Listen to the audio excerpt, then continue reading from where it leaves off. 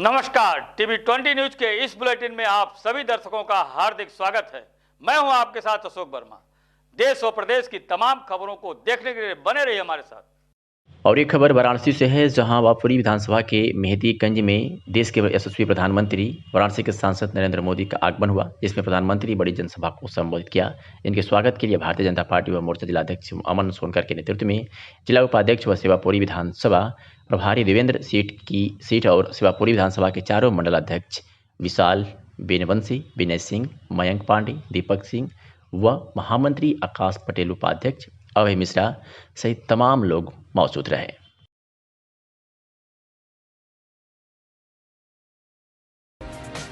और ये खबर मैनपुरी से है, जहां समाजवादी पार्टी के पूर्व मंत्री श्रीराम आश्रय विश्वकर्मा आज मैथिल ब्राह्मण महासभा मैनपुरी के पूर्व अध्यक्ष बृजमोहन शर्मा के निधन पर शोक संवेदना व्यक्त करने उनके घर पहुंचे। श्री विश्वकर्मा समाजवादी पार्टी के वरिष्ठ नेता, पूर्व शासकीय अधिवक्ता नेता के प्रतिनिधि देवेंद्र सिंह यादव के पुत्र के निधन पर शोक संवेदना व्यक्त करने उनके घर पहुंचे हैं। मैनपुरी के राजीव गांधी नगर के महेश शर्मा पुत्र व पुत्र बंधु के सड़क दुर्घटना होने से निधन पर शोक संवेदना व्यक्त करने उनके घर पहुंचे। तस्वीरें आपके सामने है, जो मैथिल ब्राह्मण महासभा मैनपुरी के पूर्व अध्यक्ष बृजमोहन शर्मा के घर की है, जिनके घर निधन पर शोक संवेदना व्यक्त करने समाजवादी पार्टी के पूर्व मंत्री राम आश्रय विश्वकर्मा आज उनके घर पहुंचकर शोक संवेदना व्यक्त की है और परिवार को ढांढस बताया है और कहा है कि समाजवादी पार्टी की सरकार हमेशा आपके साथ खड़ी है। आजमगढ़ जनपद के मुबारकपुर थाना क्षेत्र में भीषण सड़क हादसे में बाइक से जा रहे 3 युवकों की मौके पर ही मौत हो गई। मिली जानकारी के मुताबिक मऊ जनपद की घोसी थाना के करीमुद्दीनपुर से 19 वर्षीय मोहम्मद कलीम अपने बुआ के घर आजमगढ़ की मुबारकपुर थाना के नवादा में शादी में शामिल होने सोमवार को आया था। इस दौरान उसके साथ उसके दोस्त करीमुद्दीनपुर निवासी 19 वर्षीय आसिफ और घोसी थाना के ही मदापुर निवासी 20 वर्षीय फैज, तीनों एक ही बाइक से रात में करीब 11 बजे नेवादा से अपने घर के लिए निकले। बताया जा रहा है कि मुबारकपुर थाना के ही दरियाबाद पुल के पास बाइक अनियंत्रित हो गई और ताड़ के पेड़ से बुरी तरीके से टकरा गई। तीनों की मौके पर ही गंभीर रूप से घायल हो गए। रात का समय होने के चलते लोगों को देर में काफ़ी समय बाद पता चला।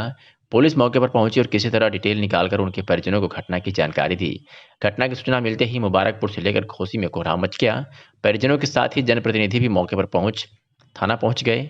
खुशी का माहौल पल भर में मातम में तब्दील हो गया। मामले में कलीम के चाचा मुश्ताक ने थाने पर एक्सीडेंट की तहरीर दी है। पुलिस आवश्यक कार्रवाई में जुटी हुई है। इस लड़के जो है उसके बुआ के घर शादी थी, कुछ सामान पहुंचाने के लिए ये सब पहुंचा करके वापस जा रहे थे। घोसी शादी आज है। अच्छा, कहाँ किस मोहल्ले में शादी थी, किस जगह? कहाँ बता रहे? नेवादा में। नेवादा में। अच्छा। तो यहाँ से सामान पहुँचा करके ये वापस फिर घोसी जा रहे थे। अच्छा। सुबह में फिर इन लोगों को आना था। कौन कौन बच्चे थे, क्या नाम उनके पिताजी का? नाम बताइए। नाम तो कलीम है। कलीम। हाँ, उम्र लगभग लोगों की? हाँ, एक की 19 साल है, एक की लगभग 20 साल है और एक की उसके भी लगभग 20 साल है। ये एक्सीडेंटल ही केस? हाँ, एक्सीडेंटली केस है। हाँ, उसमें कोई शक नहीं। कब की घटना होगी? ये 11 बजे रात की घटना है। आप लोगों को पता कब चला? सुबह 5 बजे सुबह भोर में? हाँ, दरोगा जी फ़ोन किए हैं तो बोल के हम ही रिसीव किए हैं। तो बोले हैं कि मुबारकपुर थाने पे आ जाइए, इस तरीके की घटना है। और एक खबर आजमगढ़ से है, जहां अनुराग आर्य ने आजमगढ़ एसपी का कार्यभार संभाला है और उन्होंने कहा है कि लोगों की समस्याओं का त्वरित निस्तारण ही हमारी पहली प्राथमिकता होगी। बता दें कि मऊ में मुख्तार अंसारी और उसके करीबियों के विरुद्ध सख्त कार्रवाई के लिए अनुराग आर्य चर्चित रहे हैं। बता दें कि बरेली में एसपी इंटेलिजेंस के पद पर से ट्रांसफर होकर आए अनुराग आर्य ने सोमवार की रात जिले में पहुंचकर एसपी का चार्ज ले लिया। बागपत जिले के छबरौली निवासी अनुराग आर्य 2013 बैच के आईपीएस हैं। दिल्ली विश्वविद्यालय से एमएससी की पढ़ाई के दौरान 2012 में उनको बैंक में मैनेजर की नौकरी मिली थी। नौकरी के दौरान 2012 में सिविल सर्विसेज की परीक्षा में पहले प्रयास में ही उन्हें सफलता मिल गई। बैंक की नौकरी छोड़कर उन्होंने आईपीएस की ट्रेनिंग ली। पहली पोस्टिंग गाजियाबाद में हुई, फिर कानपुर, वाराणसी व मऊ में रहे। वह अलग हटकर काम करने के तरीकों के लिए जाने जाते हैं। हाल ही में मऊ में माफिया मुख्तार अंसारी और उसके करीबियों के विरुद्ध सख्त कार्रवाई के लिए अनुराग काफ़ी चर्चित रहे हैं। मीडिया से हुई बातचीत में आज क्या कुछ कहा नवागत एसपी अनुराग आर्य ने, सुनवाते हैं आपको। कार्यभार ग्रहण किया गया है। आज सभी मीडिया कर्मियों से, मीडिया बंधुओं से वार्ता की गई। जो प्राथमिकताएं हैं उनके बारे में अवगत कराया गया। मुख्य रूप से जो पुलिस का कोर काम है, ब्रेड एंड बटर का काम है, नंबर 1 लोगों की समस्याओं पे उनके साथ आदर के साथ पेश आना, व्यवहार अच्छा करना और उनकी समस्याओं को कानून के दायरे में रहते हुए हल कराने का पूरा प्रयास करना। जल्दी से जल्दी किसी भी घटनास्थल पर पहुंचना, उनकी मदद करना। अपराध और अपराधियों के विरुद्ध कानून की जितनी ताकत है उस पूरी ताकत को झोंक देना और अपराधियों के विरुद्ध कठोर कार्रवाई करते हुए ये प्रयास रहेगा कि अपराधियों को लगातार जेल के अंदर रखा जाए और उनको आर्थिक रूप से भी जो ऐसे अपराधी हैं जो अपराध से पैसा कमाते हैं उनको आर्थिक रूप से तोड़ा जाए विभिन्न प्रावधानों का इस्तेमाल करते हुए। उसके साथ साथ ट्रैफिक की समस्या में सकारात्मक सुधार एसपी ट्रैफिक साहब यहाँ पे हैं, उनकी टीम के द्वारा लाया जाएगा।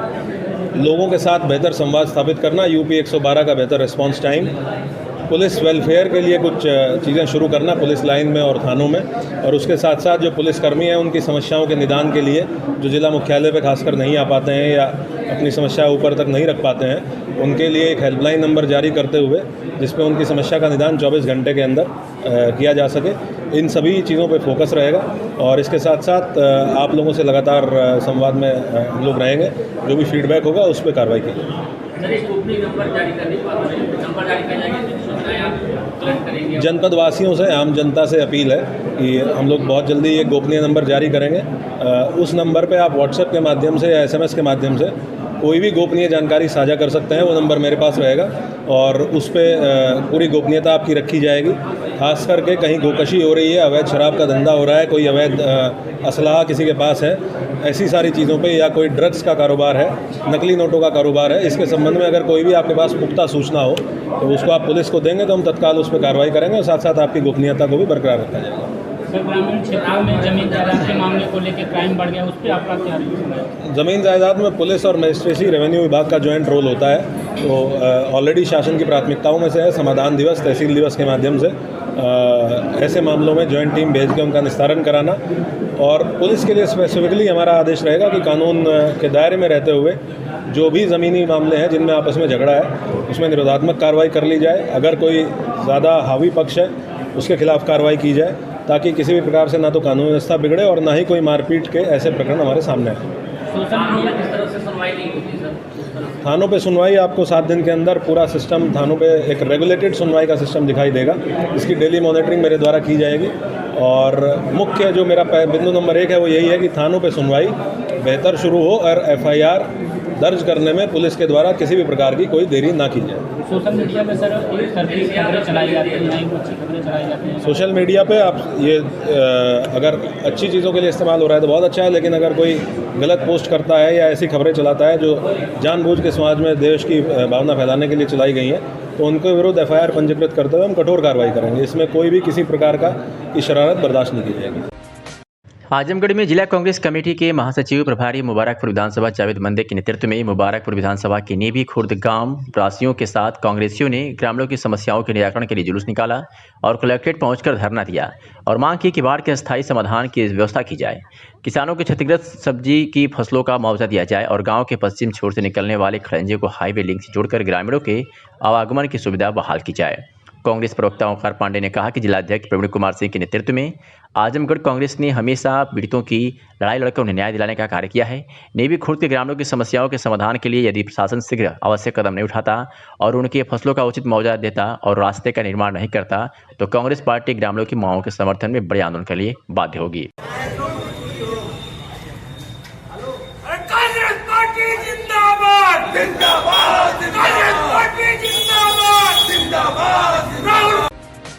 और एक खबर आजमगढ़ से है, जहां आजमगढ़ जिले की कंदरापुर थाना क्षेत्र के ग्राम गयासपुर में पुलिस अधीक्षक कार्यालय पर न्याय की गुहार लगाने आई पीड़िता ने पत्रकारों से ही बातचीत में बताया कि कुछ मानबड़ा और दबंग किस्म के लोग जमीन विवाद को लेकर हमारे दरवाजे पर चढ़कर मारपीट किए। वही पीड़िता लक्ष्मणा देवी का कहना है कि दबंगों द्वारा हमारे घर की बच्ची के साथ छेड़खानी भी किया गया। इसकी सूचना हमने अपने थाने पर दी मगर कोई कार्रवाई नहीं हुई, जबकि हमारे परिवार में सचिन और नेहा का शरीर पर आई चोटों का डॉक्टरी मुआयना जिला चिकित्सालय में कराया गया। पीड़िता ने अपनी जान माल की गुहार लगाते हुए विपक्षियों के प्रति मुकदमा पंजीकृत करते हुए उचित कार्रवाई की मांग की ताकि हमारी जान माल की सुरक्षा हो सके। क्या नाम है आपका? लक्ष्मीना। कहाँ के रहने वाले हैं? गयासपुर के। थाना कंदरापुर। क्या मामला आप आई हैं यहाँ पर? जमीन का मामला है सर। क्या इसमें ज़मीन में क्या? ज़मीन का मामला है कि एक दूसरे का मकान गिर गया, हमारा जो घर के बगल में है उनका मकान गिर गया तो ये दूसरे वाले हड़पने चाहते थे। इसमें हमारे ससुर बोल दिए, वो हमारे पटदार ही हैं, हमारे ससुर बोल दिए। इसके बाद बोल कर के ये सब तो समाप्त हो गया। फिर इसके बाद ये 12 लोग आए, हमारे जमुना और अशोक विपिन, यही बुलाए थे सबको, और वो हमारे ससुर को मारने लगे, बहुत बुरी तरीक़ा से मारने लगे। जब हमारी ये लड़की निकली घर में से तो इसका भी कपड़ा लत्ता सब फाड़ने लगे, सब इसको घर में तक चढ़ लिए सर। तो इसकी शिकायत आप थाने पे की थी? हम थाने पे गए थे सर। क्या हुआ? थाना दीवान भगा देता, अंदर हल्ले नहीं देता है। क्या चाहती हैं आप लोग? अब यही कुछ कार्रवाई आप लोग कीजिए कि जो हम लोग को सुनवाई हो। यहाँ पर आई अभी एप्लीकेशन कप्तान साहब के लिए, क्या आश्वासन मिला है? वो बोले हैं कि हम कार्रवाई कर रहे हैं। आजमगढ़ से खबर है, जहां कांग्रेसी नेता पुनीत राय ने शहर में फैल रहे संक्रमण का ठेकरा नगर पालिका के मध्य फोड़ा है। उन्होंने कहा है कि नगर पालिका की घोर लापरवाही से संक्रमण फैलने की परिस्थितियां प्रबल हैं। गंदे पानी का सेवन आम जनमानस कर रहा है। सरकारी हैंडपंप बंद पड़े हुए हैं, प्रकाश व्यवस्था शून्य पड़ी है, जबकि सामने दीपावली का त्यौहार है। उन्होंने भी कहा कि नगर पालिका के सिस्टम को जंग लग गया है। शहर के आराजीबाग मोहल्ले की 6 गलियों में पाइपलाइन तक नहीं भेजी है, लेकिन जलकर की रसीद घर घर पहुंचाई जा रही है, जबकि नियम है कि 100 मीटर तक पाइपलाइन नहीं रहेगी तो जलकर नहीं देना पड़ेगा। मेरे वार्ड आराजीबाग में 300 मीटर तक पाइपलाइन नहीं बिछी हुई है, उसके बावजूद जलकर वसूला जा रहा है, जबकि सुविधा के नाम पर नगर पालिका शून्य पड़ी हुई है। 5 अक्टूबर से अब तक निवेदन किया गया, परंतु अब तक कोई लाइट बनाने वाला नहीं आया। नगर पालिका की इस घोर लापरवाही और अनसुनी की मैं निंदा करता हूँ। अभी आपका? मेरा नाम पुनीत राय है, मैं यूथ कांग्रेस का जिला अध्यक्ष हूँ। मेरी पत्नी आराजीबाग वार्ड की सभासद है। अच्छा, तो क्या समस्या आ रही नगर पालिका को लेकर कि आप जो शिकायत नगर पालिका को लेकर कर रहे हैं? 29/6/2021 को जो है माननीय एसडीएम साहब जो है उस समय चार्ज में थे, और हम लोगों ने आदेशित कराया कि हमारे वार्ड में विगत 5-6 मोहल्लों में ऐसी स्थिति है कि जिसमें पाइपलाइन तक नहीं बिछी। अच्छा। उसके बाद भी जलकर जो है ग्रेटर का 3 गुना होता है। अच्छा। जबकि जियो यह है कि 100 मीटर तक अगर पाइपलाइन नहीं बिछी है तो जलकर दे नहीं होगा। 300 मीटर तक पाइपलाइन नहीं बिछी है, उसके बावजूद भी जलकर जो है घरों तक पर्ची बांटी जा रही है। सुविधा के नाम पे नगर पालिका शून्य पड़ी हुई है। हैंड पाइप वगैरह जो भी खराब पड़ी हुई है जलकल में, यही सुरेंद्र राम से बात करने पे वो बार बार कहते हैं यहाँ कोई ठेकेदार नहीं, कोई वो नहीं है। अच्छा, सुरेंद्र राम कौन है? यही है जलकल के। अच्छा, जलकल के किस पद पे जो कि तैनात हैं सुरेंद्र जी? यही साहब। अच्छा, तुमसे आपने क्या शिकायत की? मैंने उनसे कहा कि इस तरीके का एसडीएम साहब का आदेश, और मोहल्ले में जहाँ पे सप्लाई नहीं गई हुई है, मशीनें हैं वो भी खराब पड़ी हुई जी। आम जनमानस को चूँकि नगर पालिका में टैक्स दे रहे हैं तो उनको जल की और सफाई की व्यवस्था मिलनी चाहिए, ये उनका मौलिक अधिकार है। उसके बावजूद जलकल विभाग के कानों पे कोई जू नहीं रेंग रही। ये साहब बार बार कहते हैं कि हमारे पास कोई कर्मचारी नहीं, कोई ठेकेदार नहीं, और वो अपने कार्य को कराने में असक्षम दर्शाते हैं। यहीं प्रकाश विभाग को दे लिया जाए, पीछे दशहरा बीत गया।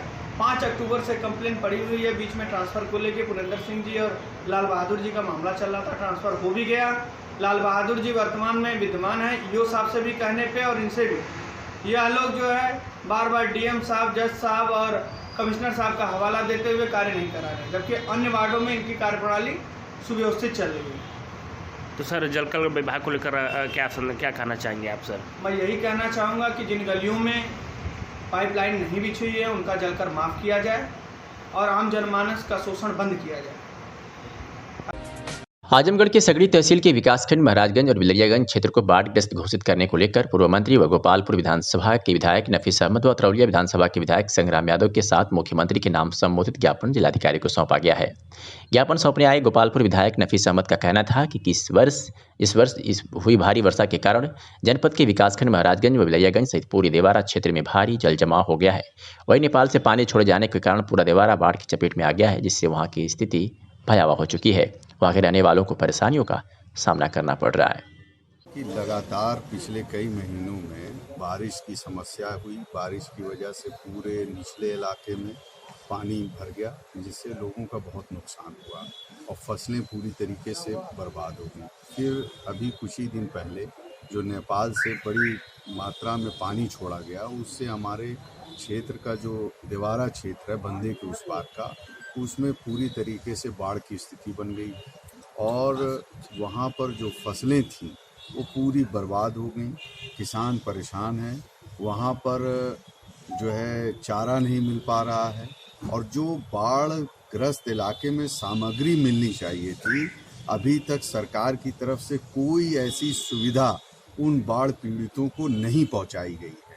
और आपके माध्यम से ये जानकारी देना चाहता हूं कि पिछली बार भी हम लोगों ने यहाँ से शासन को लिखवाया था कि जिन लोगों की फसलें बर्बाद हो गई उनको मुआवजा मिलना चाहिए।